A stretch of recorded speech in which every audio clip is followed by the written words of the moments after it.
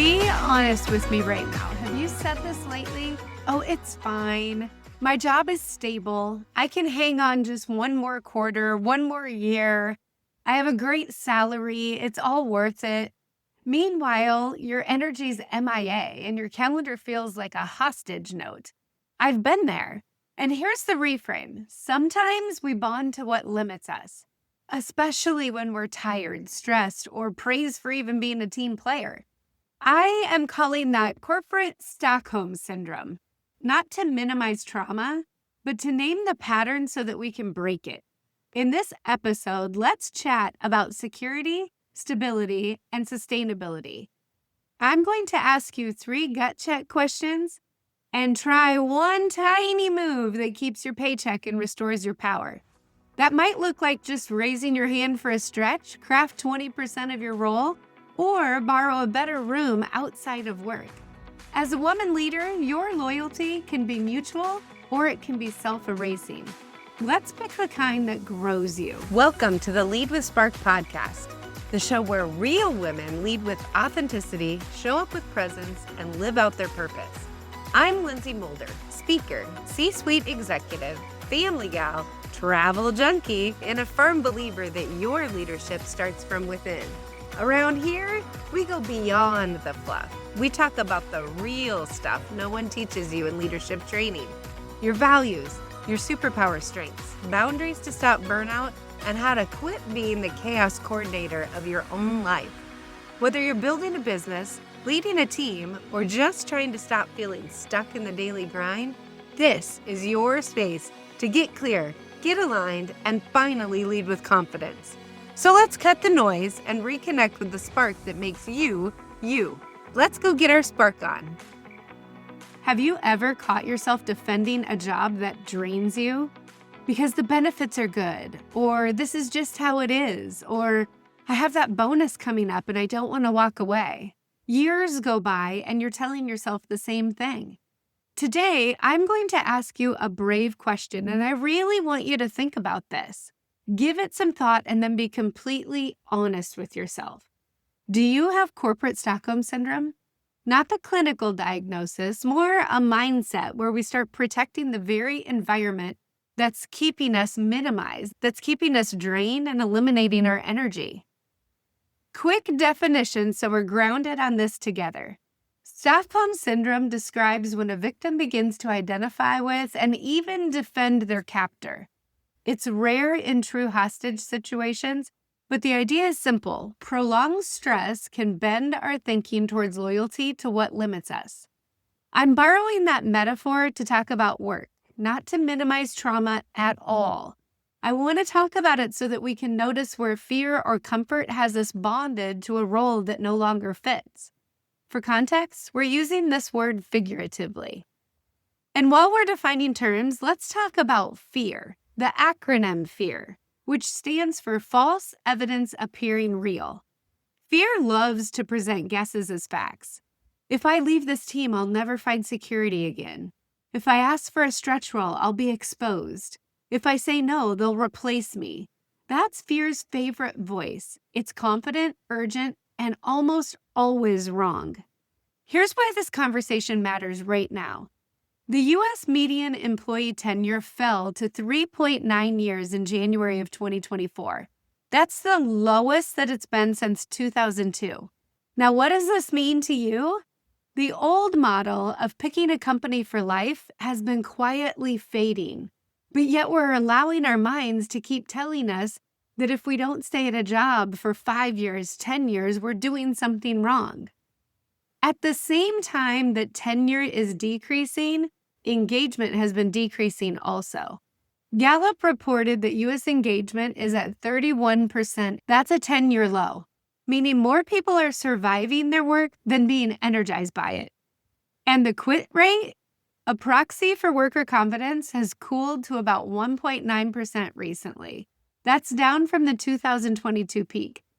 What this tells us is that people are switching jobs less even when they're unhappy and they're unengaged. So, if you feel stuck, you're not broken.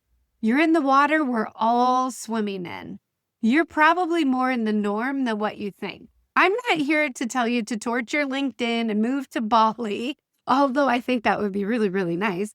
I'm here to help you notice whether fear, that false evidence of appearing real, has been directing your choices, and to offer a path that keeps your income and your integrity. So let's start with those 3 gut check questions that I mentioned. Am I defending problems I once promised myself I would change? Am I trading aliveness for at least it's stable? And here's the best question. If my best friend described my job the way that I do, what would I advise her to do? If those landed a little bit too well with you, you might have a case of corporate Stockholm, that loyalty to a system that's no longer serving you and no longer loyal to your growth. Now, some compassion. Our grandparents often worked in one job for one company and had one career. My grandfather worked in a factory in Marshalltown, Iowa. He worked that job until he was done and retired, and that was it. My grandma did the same thing. She was an office manager at an office supply company, worked that same job, raised her family, and that was it. That made sense then. Economies were completely different. Pensions were real and in play. Mobility was limited. It was different. They grew up in a small town and weren't able to drive very far. And of course, AI hadn't even kicked off yet, right? Today, think of your life as being built in chapters. You take a role, you build a skill, you take a next role, you build another skill, you keep growing yourself and you keep trying new things. Those roles don't even have to be in the same industry anymore. They can just be using those skills that you're acquiring as you move along the chapters in your life. That's not flaky. It's moving from the 1970s into the 2020s. Bureau of Labor Statistics tenure data by age showing exactly that pattern. Shorter tenures for younger workers who are focused on assembling the toolkit, longer tenures for the people who are still working who are in their 60s and 70s. So let's separate those 3 ideas that fear loves to tangle up in our mind, creating that babble that we probably shouldn't be listening to. Security, the ability to meet today's needs. Stability, which is just predictability over time. And sustainability, which is staying healthy while you do it. A role can be secure and stable and still not be sustainable. That's when the quiet loyalty kicks in. We start defending what is slowly shrinking us. So what do we do that isn't just, okay, I'm going to quit my job tomorrow?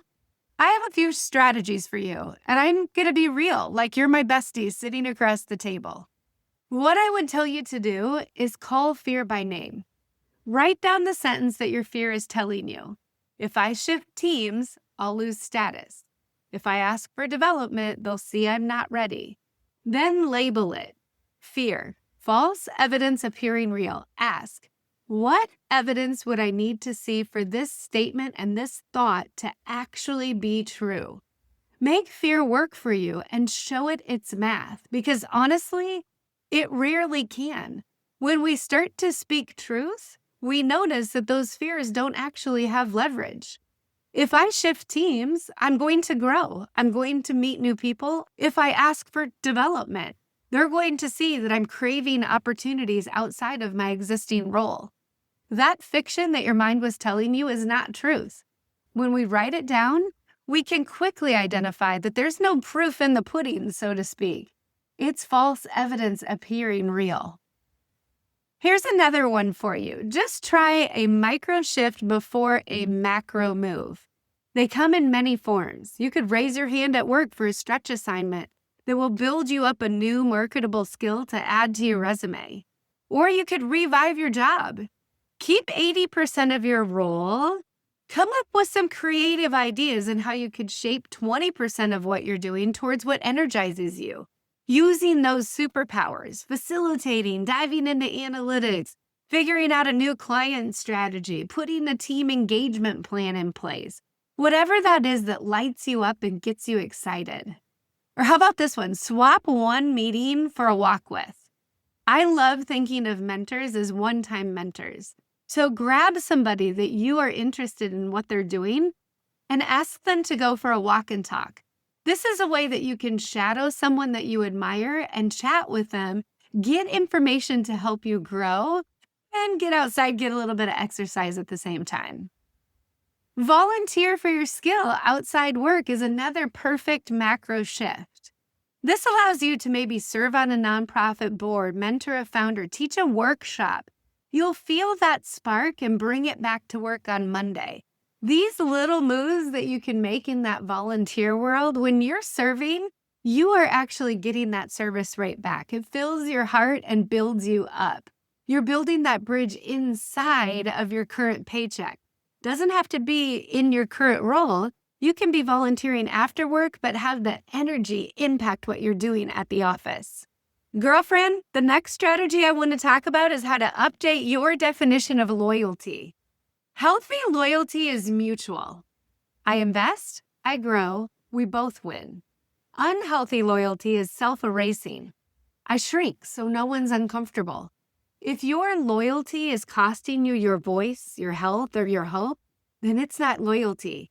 It's fear playing dress up. Look for the opportunity. Is your role, the people that you're with, the things that you're volunteering, the places that you're spending your time, is it a win-win for you and the other party? Make sure that that loyalty is mutual.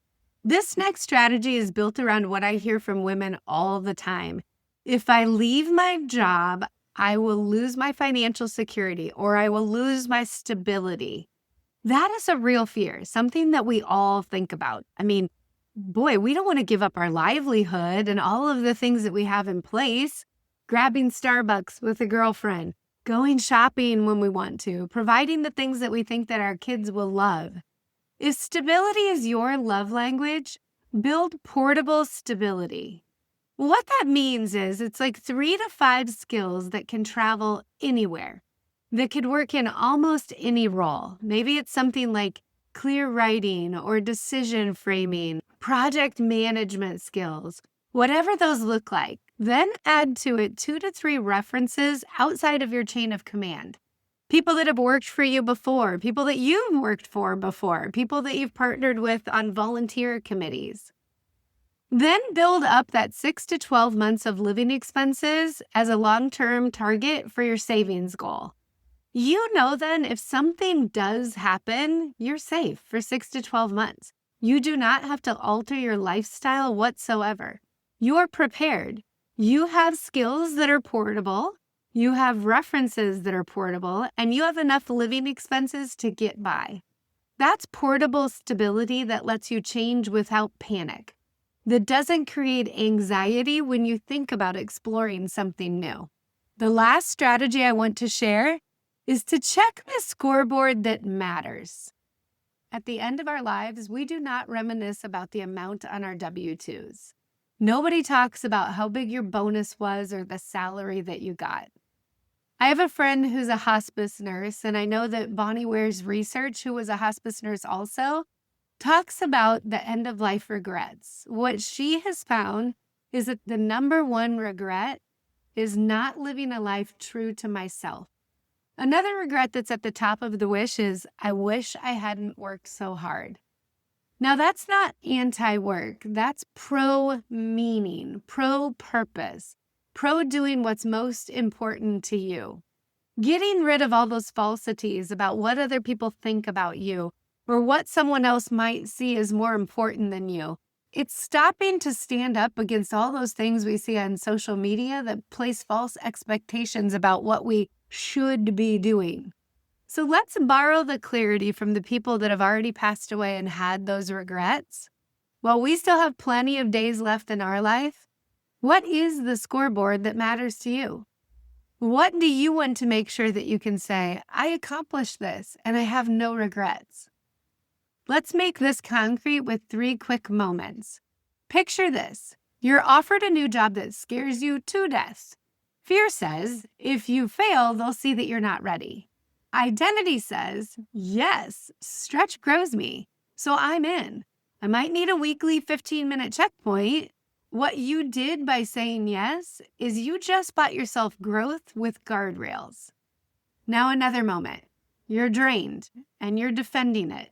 It's fine. It's stable. I can do this for another year. My bonus comes in March. Maybe I'll reconsider then. Ask yourself, what's one micro shift this quarter that would make this more sustainable for me? What can I start doing again that will light me up? Trade a status meeting that you lead for just a decision memo that people read, and return that 30 minutes to your week and 10 IQ points to your brain, and find something that you can do at work that will get you excited again using your superpowers.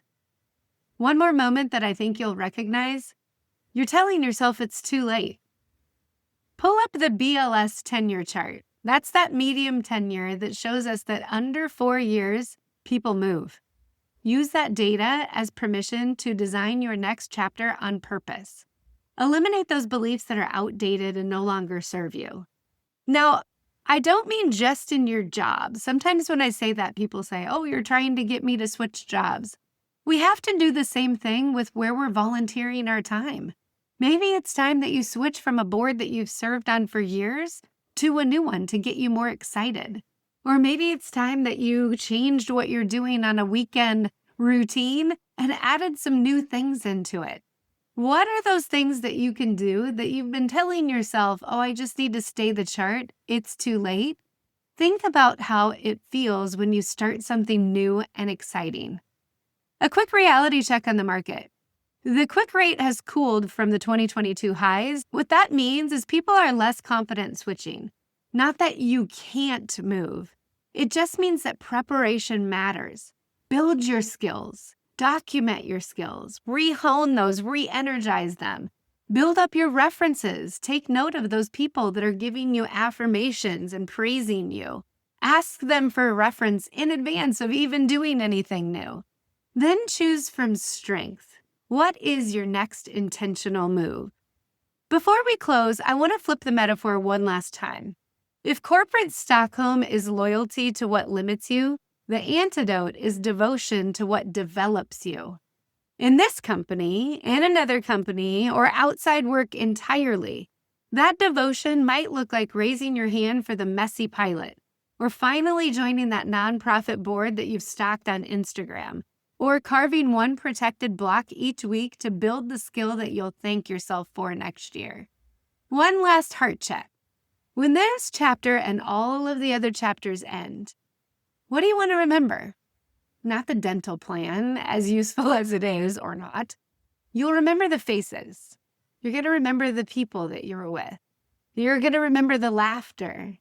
The day that someone believed in themselves because you gave them that little push to help them do it. The ripple effect that you created because you refused to shrink and just stay in that comfort zone. You don't have to quit to be brave, and you don't have to stop defending what's dimming you, but you do need to think about what's going to light you up and how you want this next chapter to look. So friend, lead with clarity, lead with courage, lead with a future that you will be proud to remember.